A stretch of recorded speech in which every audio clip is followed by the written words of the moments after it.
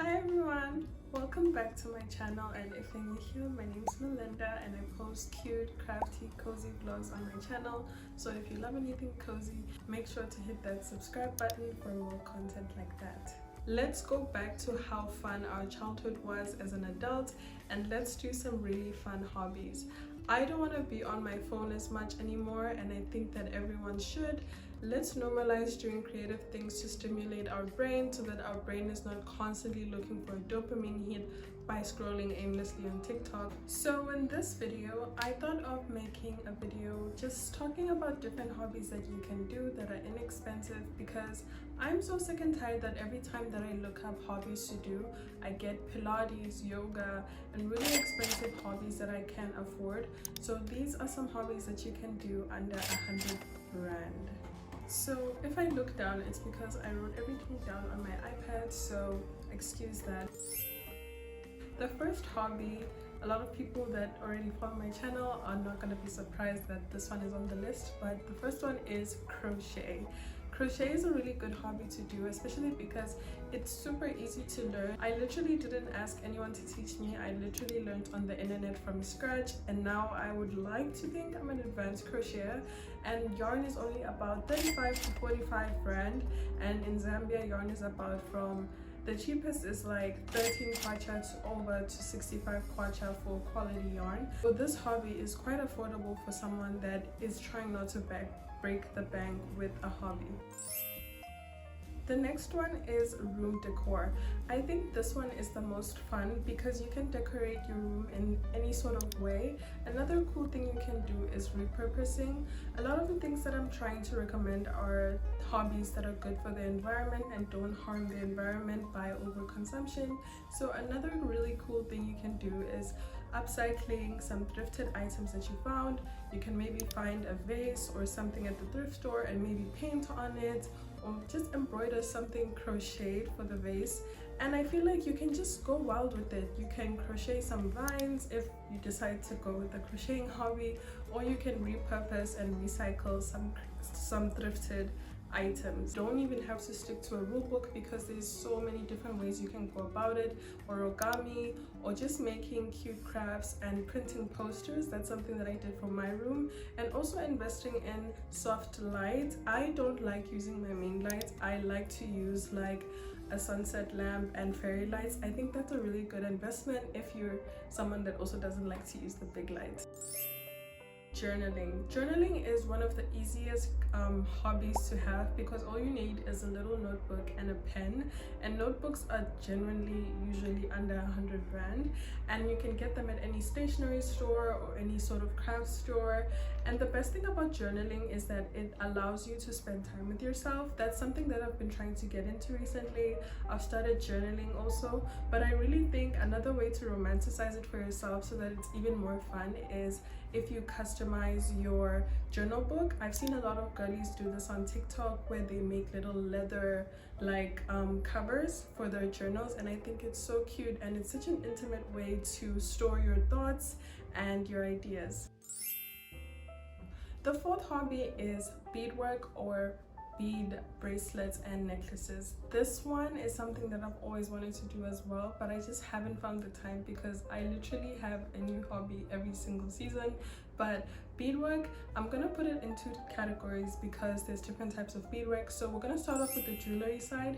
So with this side, this is the one that you see most commonly. It's just like making beadwork out of wire and beads, and you can get these at any craft store near you, and you can also get crafting wire at a craft store, and you can also just get different colored beads and variations. If you're in Zambia, you can try Crafters Corner. They usually have really cute beads there.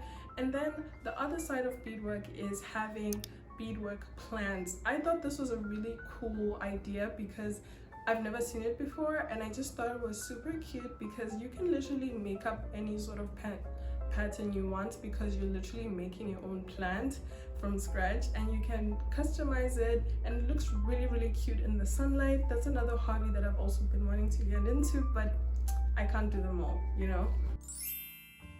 The next hobby is origami.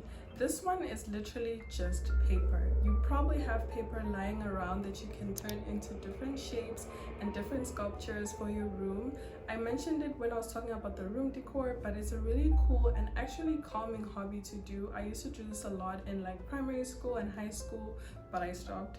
But it's a really fun hobby to do when you're just feeling like you're bored and there's really nothing else you want to do and you don't really want to scroll on your phone. So you can just get some paper, scrap paper, any sort of paper really, and just make these really cool shapes and sizes. And I'm sure there's thousands of tutorials on the internet. A really unique hobby that you can take up is learning a new language. One thing I love about this is that you can literally have the resources online. You can learn this on YouTube or any sort of free resources on the internet. I've been wanting to learn sign language for the longest time. I just feel like it's a language that I should definitely know. I know that a lot of people like to go for learning like Spanish or Chinese and stuff like that, but I think if you're an African, I think learning another African language would be a really cool thing to have in your resume. And I think it would be not resume like for work, but like it's a really cool thing to have as an ability to do. What the flip did I just say? But I think it would be a really cool thing to do if you're African and you're Black, to learn other people's African languages. The next one is sewing. I know that machines and overlockers are just ridiculously expensive. So one thing you can do is start off by hand sewing. It's actually super easy. I used to do this a lot in primary school. You can just start off with simple embroidery and then move up to more intricate and unique things. For example, you can take up going to thrift some items and then upcycling them to fit you better, or just like revamping and recycling clothes that like have had a life and you just feel like you could revamp them. I recently got this tablecloth at a thrift store and then I turned it into this cute brown maxi skirt. So you can literally do this and you don't even need to like have a sewing machine, because most things you can sew by hand. It's just that people have put it in this idea that if you want to do sewing you need to get a machine. But if you really end up liking it and you want to invest in it, I would recommend saving up, because that's what I did and that's how I got my first sewing machine. The next hobby is even more fun than the journaling one, because it's like junk journaling slash scrapbooking. So basically what this is that if you're a really sentimental person, you love this one because you get to keep little cute pieces of your daily life and memories and just put them all in a book. So I've seen a lot of people do this thing where they take receipts or they take little cute things that remind them of very special days in their life, and then they create these really cool pieces of art. You don't even need to be an artist to do this, because you can just scribble, you can write, or you can just like do whatever you want, because hey, it's your journal at the end of the day. But I think it's a really fun hobby to do, especially because it's literally free. You just need to buy the book and then everything else you just collect as you live your life, I guess.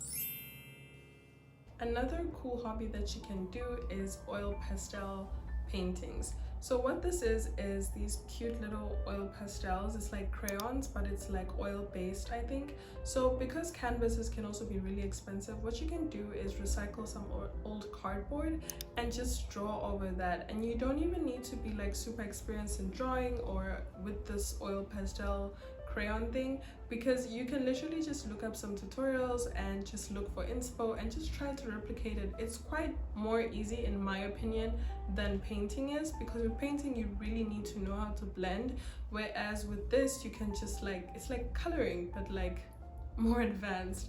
I think it can be a really fun and relaxing hobby to do, especially if you've never painted or sketched in your life. I think that if you get into that, you'll definitely end up becoming an artist. And with anything, practice makes perfect. So the first few ones you might not like, but I promise that the more you practice, the better it'll become. The next hobby is clay and sculpting. So because pottery is quite an expensive hobby and also the classes are just ridiculously expensive, one thing you can do is just get some normal clay, like clay dough, and just craft it into these really cool pieces. I've seen people do little jewelry holders, I've seen people do little trinkets, I've seen people make jewelry out of the little clay pieces, and I think it's such a cute hobby, and I used to see one of my favorite clay artists, I think you can call it, is Tammy and Comfy.co. She is so talented, and you can even turn it into a business if you really like it and you find it really fun, because you can decorate it any way you want, and Pinterest is always there for some inspo. So that is all for this video. Thank you so much for watching, guys, and I hope to see you in the next one. Bye.